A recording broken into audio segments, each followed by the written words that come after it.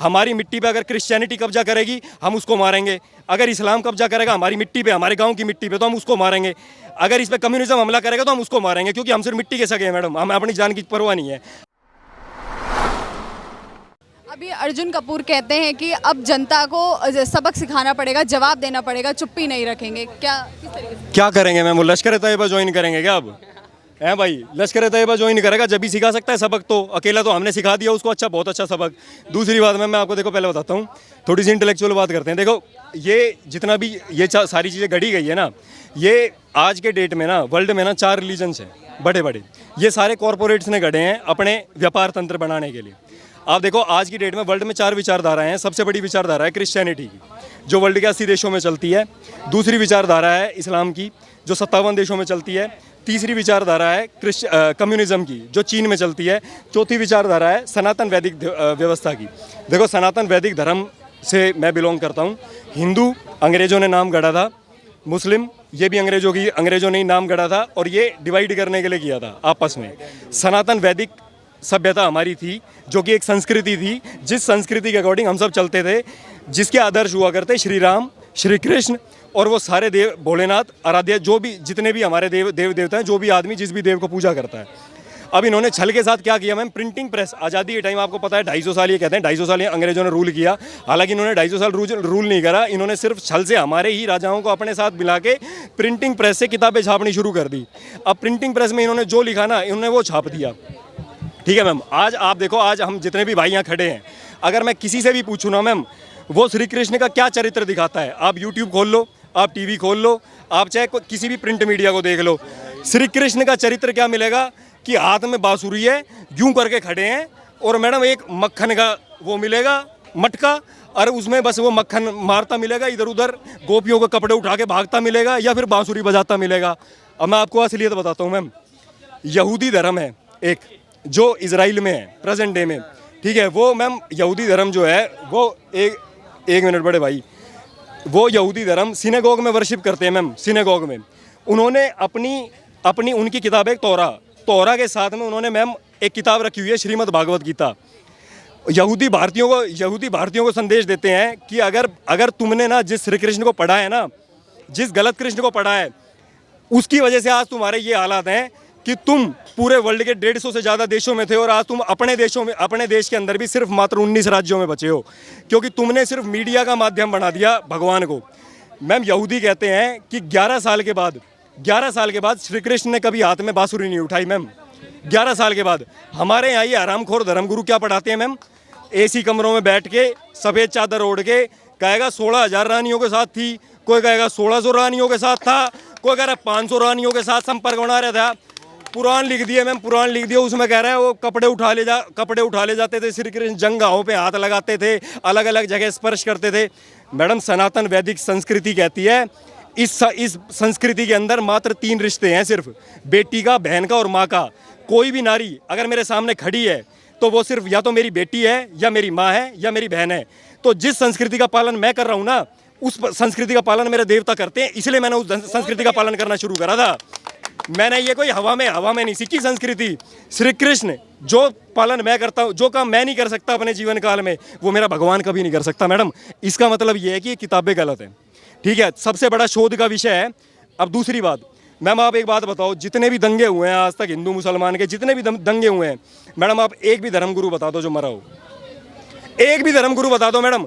या तो असलम पंचरवाड़ा मरेगा, या राम गोपाल मरेगा, या कन्हैया लाल मरेगा, या उमेश कोल्ले मरेगा।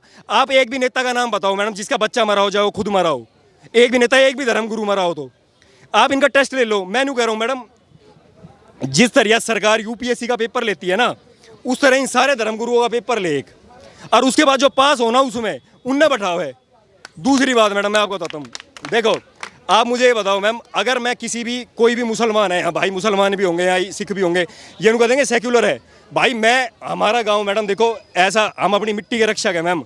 हमारी मिट्टी पे अगर क्रिश्चियनिटी कब्जा करेगी हम उसको मारेंगे, अगर इस्लाम कब्जा करेगा हमारी मिट्टी पे, हमारे गाँव की मिट्टी पे, तो हम उसको मारेंगे, अगर इस पर कम्युनिज्म हमला करेगा तो हम उसको मारेंगे, क्योंकि हम सिर्फ मिट्टी के सगे हैं मैडम, हमें अपनी जान की परवाह नहीं है।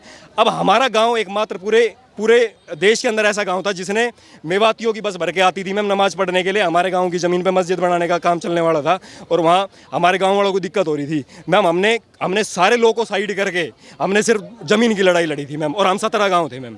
ठीक है, तो कोई भाई मेरे को यूँ ना कहे कि भाई सेक्युलर है। भाई मैं सिर्फ सनातन संस्कृति का प्रचारक हूँ और मिट्टी का सगा हूँ भाई सिर्फ। ठीक है ना भाई, ना लड़वाऊँ भाई आपस में किसी को, चिंता मत करो भाई, आपस में किसी ना लड़वाऊँ।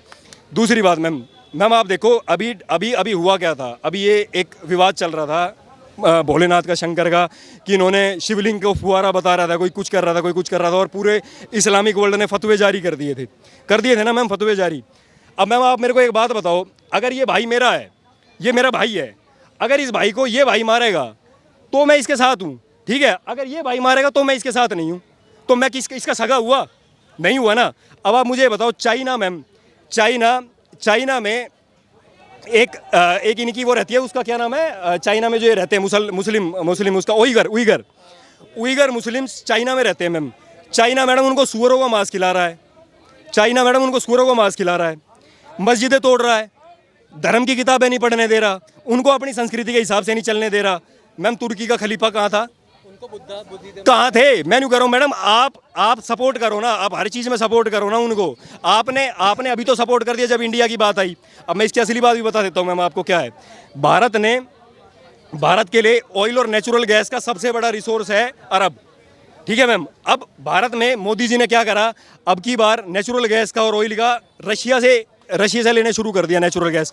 मैम ये पेट में दर्द हुआ इन अरब वर्ल्ड के कि भारत इस टाइम में वर्ल्ड का सबसे बड़ा बाजार है, और अगर भारत बाजार चला गया ना उनके हाथों से तो वो बैंकरप्ट हो जाएंगे। तो इसलिए उन्होंने उस लड़ाई को लड़ने के लिए उन्होंने दूसरा रास्ता चुन लिया, भारत को बदनाम करने के लिए। यही बॉलीवुड सनातनी धर्म के ऊपर फिल्में निकालता है, किस तरीके से? मैम देखो, जब तक वेब सीरीज नहीं आई थी, जब तक आदमी को अपना टैलेंट नहीं था, भाई को बोलना है, जब तक वेब सीरीज़ नहीं आई थी, जब तक यहाँ हर भारतीयों को अपना टैलेंट दिखाने का मौका नहीं मिला, जब तक तो मैम जब तक क्या होगा, शाहरुख खान का लड़का ही सिर्फ एक्टर बनेगा पूरे 100-150 करोड़ के देश में, या फिर मैडम अक्षय कुमार का लड़का बनेगा, या फिर मैम इसका आमिर खान का लड़का बनेगा, या लड़का लड़की जो भी है यही बनेंगे, सिर्फ यही 4 कलाकार हैं। अब मैम आप एक बात बताओ, मैं जिसको स्क्रीन पर देख रहा हूँ मैं तो उसी को एक्टर मानूंगा ना। अब मेरे घर के पास में एक आदमी है, वो बहुत अच्छी एक्टिंग कर रहा है मैम, लेकिन पैसा ही नहीं है, और कहाँ जाएगा? एक खिलाड़ी है, मैंने अभी जिक्र कर रहा था पहले भाई से मैम, वो इतना अच्छा खेलता है वो लड़का, आप कभी उसका इंटरव्यू लेना मैम, वो इतना ज़बरदस्त खिलाड़ी है कि आप उसको जिस डायरेक्शन में क्रिकेट खेलता है, जिस डायरेक्शन में बॉल मारने की कहोगे ना मैम, वो उस डायरेक्शन में बाउंड्री या 6 मार देगा। अब आप मेरे को बात बताओ मैडम, वो अर्जुन तेंदुलकर से बढ़िया नहीं है ना मैडम? अर्जुन तेंदुलकर से बढ़िया, तो वो क्यों नहीं देते मैम उसको मौका? क्यों नहीं देते उसको मौका? किसानों की लड़ाई चल रही थी मैम, चल रही थी ना, सब ने अपनी राजनीति रोटियां सेकी मैम, सब ने सिखों को हिंदुओं से लड़वा दिया। मैम आप मेरे को एक बात बताओ, एक आदमी ऐसा खड़ा नहीं हुआ जो आदमी सिर्फ ज़मीन की बात करता हो। मैम हम गए थे, किसानों के साथ खड़े थे, हमें मैम सरकार से कोई मतलब नहीं है, मेरे को सिर्फ इस भाई से मतलब है। क्यों मतलब है? क्योंकि मुझे ये पता है कि जिस नेता का मैं साथ दे रहा हूँ ना, कल को मेरे घर को, या अगर मेरे को खून की जरूरत पड़ी ना, तो या तो ये सिख भाई काम आएगा या ये भाई काम आएगा। नेता फ़ोन ही नहीं उठाता मैम। मैंने कोरोना के टाइम में 50 नेताओं का साथ दिया मैम, एक ने भी फ़ोन नहीं उठाया। पेशेंट मर गए कम से कम 400। नेचुरोपैथी की चिकित्सा करते हैं मैम हम, नेचुरोपैथी की। ठीक है, तो अब मैम आप मेरे से एक बात बताओ, इसका अब जो आदमी यहाँ कमी पता है किस चीज़ की है मैम? यहाँ कमी इस चीज़ की है कि कोई भी आदमी ना मैम निष्पक्ष नहीं है। यहाँ आदमी क्या है, नेता बनना, यहाँ प्रशंसा का इच्छुक है, नेता बनना चाहता है हर आदमी क्या चाहता है कि भाई आप एक बार फेमस हो जाओ, आप नेता बन जाओगे, आपका घर बार बन जाएगा, आपके परिवार की ज़िंदगी बन जाएगी, बात खत्म। तो ये है सीन मैम। देखो यहाँ जब तक यहाँ रिवॉल्यूशनरी पैदा नहीं होंगे ना, जैसे गुरु गोविंद सिंह जी थे, देखो मैडम गुरु गोविंद सिंह जी थे, गुरु तेग बहादुर जी थे, पूरा परिवार नष्ट करवा लिया मैम, पूरा परिवार, जब जाके देश बचा है मैम। आप करवाओ ना, कौन सा नेता देश अपना परिवार नष्ट करा रहा है? यहाँ तो कुर्सियाँ थमाने की लड़ाई चल रही है मैम। पार्लियामेंट की बहस सुन लो आप, क्या चल रही है? जो एमसीडी में होनी चाहिए वो पार्लियामेंट में चुनाव हो रहा है, लड़ाई चल रही है, मेरी नाली रुक गई, मेरा ये रुक गया, वो रुक गया, ये पार्लियामेंट के मुद्दे हैं क्या मैम?